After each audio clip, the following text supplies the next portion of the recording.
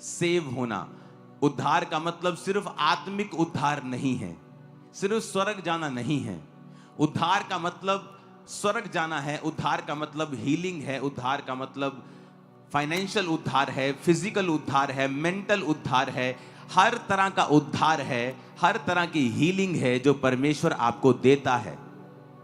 हाँ, उसमें जो आत्मिक स्वर्ग जाना है, आत्मिक अनंत जीवन है, वो टॉप के ऊपर है, वो प्रायोरिटी टॉप के ऊपर है, वो सबसे पहले आता है कि आप अनंत जीवन के वारिस होंगे।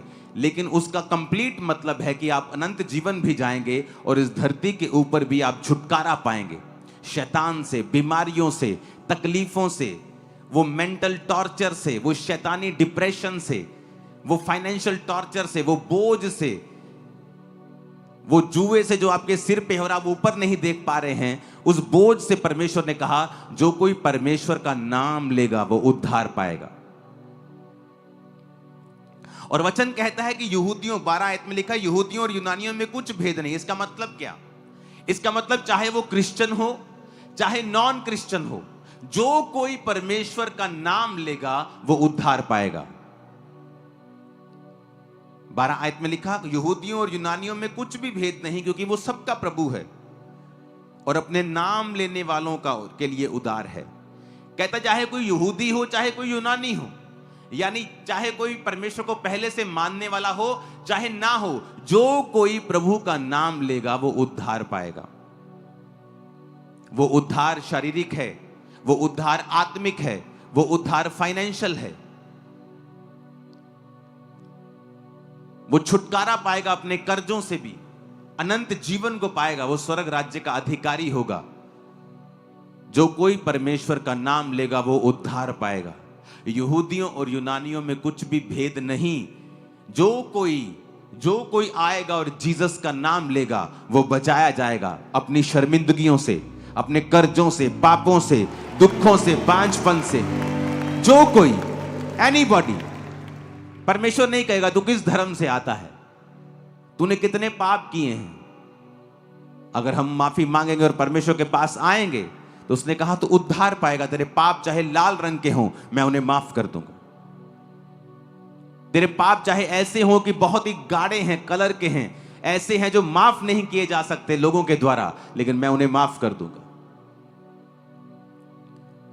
वचन कहता है, पर 14 आयत में एक सवाल किया है पौलुस ने। कहता है जिस पर उन्होंने विश्वास नहीं किया उसका नाम कैसे लेंगे।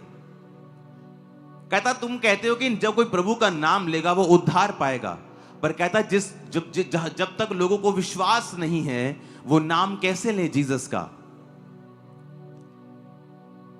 फिर कहता विश्वास तभी करेंगे जब सुनेंगे। जिसके विषय में सुना नहीं है उस पर विश्वास कैसे करेंगे। जब मेरे को यीशु मसीह के बारे में बताया गया तो मैंने परमेश्वर के ऊपर विश्वास किया। अगर मेरे को कोई बताता ही नहीं तो मैं विश्वास कैसे करता। आपको किसी ने बताया, आपने YouTube के ऊपर सुना, आपको किसी बहन ने बताया, किसी रिश्तेदार ने बताया, आपने कहीं इंटरनेट पे देखा, आपने कहीं से बात सुनी, आपने कोई पोस्टर पढ़ा, आपने कोई पंफलेट पढ़ा, आपने कोई फ्लेक्स पढ़ी जो जहां यीशु मसीह के वचन के बारे में लिखा हुआ था, कहीं से आपने सुना या कहीं से आपने पढ़ा तो ही आपने विश्वास किया। फिर आप चर्च आए, चाहे आपको पूरा विश्वास नहीं था, फिर आपने और सुना, गवाहियां सुनी कि इतने लोग खरीदे नहीं जा सकते हैं। हर रोज, हर संडे, हर थर्सडे 500 लोग गवाहियां दे रहे, इतने लोग खरीदे नहीं, कुछ तो है। और लिखा जब आप विश्वास करेंगे तभी आप परमेश्वर का नाम लेंगे, क्योंकि जब तक आपने सुना नहीं है आप विश्वास नहीं कर सकते। जब आप विश्वास करेंगे तभी आप परमेश्वर का नाम लेंगे, और जब आप नाम लेंगे तब आप उद्धार पाएंगे। फिर आगे लिखा है और कहता जिसके विषय में सुना नहीं उस पर कैसे विश्वास करें, और प्रचारक बिना कैसे सुने। अपने पड़ोसी को बोलो, प्रचारक बिना कैसे सुने। 15 आयत में लिखा है और यदि भेजे ना जाएं, अपने पड़ोसी को बोलो, यदि भेजे ना जाएं, यदि भेजे ना जाएं तो कैसे प्रचार करें। जैसा लिखा है, उनके पांव क्या ही सुहावने हैं, जो अच्छी बातों का सुसमाचार लाते हैं, सुनाते हैं। आमीन। अब कहता, प्रचारक बिना सुने कैसे? क्योंकि विश्वास सुनने से और सुनना मसीह के वचनों से पैदा होता है। अगर विश्वास नहीं किया तो नाम कैसे लेंगे? तो नाम लेने से पहले विश्वास करना जरूरी है, और विश्वास लाने के लिए सुनना जरूरी है। और सुनने के लिए कहता, प्रचारक बिना कैसे सुने? प्रचारक बिना कैसे सुने? और कहता, यदि प्रचारक भेजे ना जाएं तो कैसे प्रचार करें? यह एक सीक्रेट है। प्रेरितों के काम की कलीसियां क्यों आशीषित थीं? क्योंकि उनको अपना रोल मालूम था कि लोग विश्वास तभी करेंगे जब वो सुनेंगे यीशु मसीह के बारे में। और सुनाएगा कौन? प्रचारक। प्रचारक यदि भेजे नहीं जाएंगे तो प्रचार कैसे करेंगे? आज आप मुझे सुन पा रहे हैं क्योंकि साउंड टीम ने अपना काम किया है।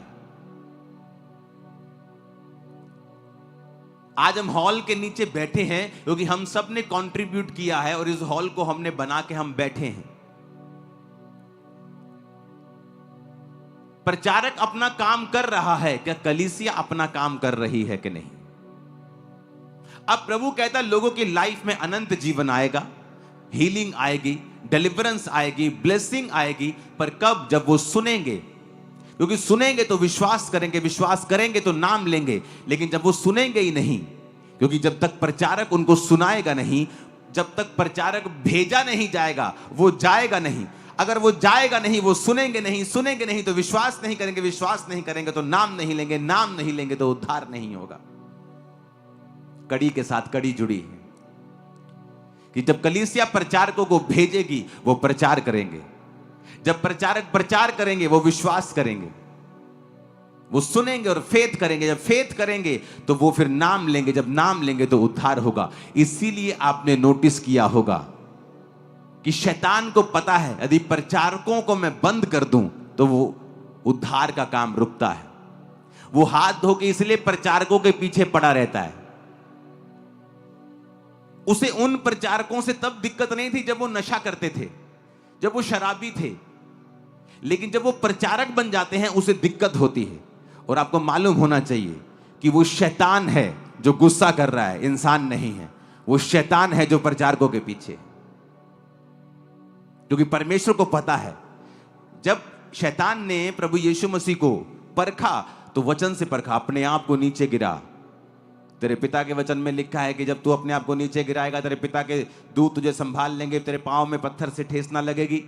जीसस ने कहा, पिता के वचन में यह भी लिखा है कि तू अपने प्रभु, अपने परमेश्वर की कभी भी परीक्षा ना कर। शैतान वचन जानता है, उसे पता है प्रचारक अगर भेजे जाएंगे, अगर प्रचारक अगर जाएंगे तो वो प्रचार करेंगे। अगर करेंगे तो लोग सुनेंगे, सुनेंगे तो विश्वास करेंगे, विश्वास करेंगे तो नाम लेंगे, नाम लेंगे तो उद्धार मिलेगा। इसलिए वो चाहता है कि प्रचारकों को रोका जाए, किसी तरह से प्रचारकों को बंद किया जाए। लेकिन शैतान और उसके सब एजेंट्स, प्रचारक 10 गुना बढ़ने वाले हैं। यहां मैं आपको बता रहा हूं, मैंने आपको एक प्रोफेसी दी थी पिछले साल या उससे पिछले, मैंने कहा था कि आने वाले समयों में परमेश्वर यहां पर इस देश में ऐसे लोगों को उठाएगा जो अपनी रीति और रिवाजों से काम करेंगे, जो अपने ही जो कल्चर जहां पे वो पैदा हुए हैं उस तरीके से वो लोगों को बचाएंगे। जिस तरह पौलुस कहता है, जब मैं यहूदियों में गया मैं यहूदियों के जैसा बन गया, मैं यूनानियों में गया मैं यूनानियों के जैसा बन गया, ताकि मैं बहुत से लोगों को अपने जैसा लगूं और मैं बहुत से लोगों का उद्धार करा सकूं। यह बेवकूफी है। आप जानते हैं बाइबल ना तो मेकअप के खिलाफ है ना ही मेकअप के साथ है। ये आपका अपनी चॉइस है। ओवर मेकअप नहीं होना चाहिए, हम सबको पता है। ओवर, बहुत ही इतने बड़े बड़े आंखों, बहुत ही ओवर कर लिया, वो स्पिरिचुअल चीजों से बाहर हमें कर देती है। लेकिन अगर आप ये समझें कि आप मान लीजिए आप अमेरिका में हैं और आप वहां पर उन लोगों को प्रचार कर रहे हैं और आप बिल्कुल मेकअप नहीं करते, बिल्कुल व्हाइट सूट में हमेशा रहते हैं, आप उन लोगों को जल्दी इंप्रेस नहीं कर पाएंगे। आपको उनके जैसा लगना हो कि हम भी आपके जैसे हैं, ताकि उद्धार हो सके, आत्मा बच सके। इसलिए पौलुस ने कहा, मैं यहूदियों के लिए यहूदियों के जैसा बना, यूनानियों के लिए मैं यूनानियों के जैसा बना। अगर आप इंडिया में आएंगे और आप जैसे फॉरेन कंट्रीज में लेडीज प्रचार करती है, अगर आप यहां करने की कोशिश करेंगे, लोग आपसे इतना इंप्रेस नहीं होंगे, क्योंकि उनको वो कल्चर के बारे में मालूम नहीं है। आप जहां रहते हैं आप उस तरीके से प्रीच करेंगे ताकि आप लोगों को आपका पहनावा, आपकी चीजें एक उद्धार के लिए, क्योंकि परमेश्वर ने सब जातियों के लिए अपनी जान दी है, कि आप एक रुकावट ना हो, आप ऐसे ना हो कि आप मूर्ख लगें, आप अलग लगें, ताकि लोग परमेश्वर के सुसमाचार को समझें, पहचानें और उसे कबूल करें। कितने मेरी बातों को समझ रहे हैं? ये बुद्धि सब में नहीं। अगर सब में होती तो लोग बचाते वो भी। अगर ये बुद्धि होती तो लोग बचाए जाते। अगर अगर अगर ये विजडम वो यूज करते, अगर बाइबल की राइट नॉलेज वो लेते, तो ऐसा नहीं होता। हालेलुया। इसलिए परमेश्वर ने कहा, मैं तुम्हें भेड़ के समान भेड़ियों के बीच में भेजता हूं। तुम सांप की तरह बुद्धिमान रहो और कबूतर के नाई भोले भी रहो। कबूतर किसी का नुकसान नहीं करता और सांप चालाकी से बचता है।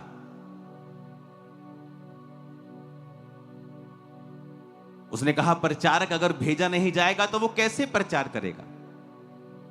पौलुस ने जिस कलीसिया का थैंक्स किया कि अब मेरा परमेश्वर तुम्हारी हर घटी को महिमा सहित मसीह यीशु में पूरा करेगा, वो कलीसिया थी जिसने अमीर ना होने के बावजूद भी पौलुस को लिखा, बार बार मिशनरी कामों के लिए अपने चंदे को भेजकर उसकी सहायता की थी। और सब जानते हैं पौलुस जो था वो टेंट बनाने का काम करता था, उसका बिजनेस था, उसका और उसके साथियों का। वो कलीसिया के ऊपर भार नहीं डालता था। कलीसिया को भी पता था कि जो हम पौलुस के जीवन में, इसकी सेवकाई में बो रहे हैं, ये सारा यरूशलेम में, सारा कलीसियाओं की उन्नति में और कलीसियाएं बनाने में इस्तेमाल हो रहा है। इसीलिए उसने कहा था कि अब परमेश्वर तुम्हें, क्योंकि तुमने वचन पूरा किया है, हम प्रचारकों को तुमने भेजने में सहायता की है, अब हमारा परमेश्वर भी तुम्हारी सहायता करेगा। इसलिए उन लोगों की आशीष हमेशा डबल होती है, 4 गुना 10 गुना होती है, जिन्होंने प्रचारकों की सहायता की है। इसलिए आप देखते हैं वो कलीसियाएं आशीषित होती जाती हैं जिनका मकसद प्रचारकों को भेजना होता है। आप एक ऐसी कलीसिया में जब जुड़ जाती हैं जिसका मकसद प्रचार करना है, इवेंजलिज्म करना है, सुसमाचार देना है, और आप ऑटोमेटिकली वो प्रार्थना भी उनके लिए करने लगते हैं, आप वहां बोने भी लगते हैं, आप फास्टिंग करने लगते हैं, आप देखने लगते हैं कि परमेश्वर ने आपकी लाइफ के ऊपर आपको ब्लेस किया है, क्योंकि अब आप परमेश्वर के वचन को पूरा कर रहे हो। यदि प्रचारक भेजे नहीं जाएंगे तो प्रचार कैसे करेंगे? Hallelujah, hallelujah.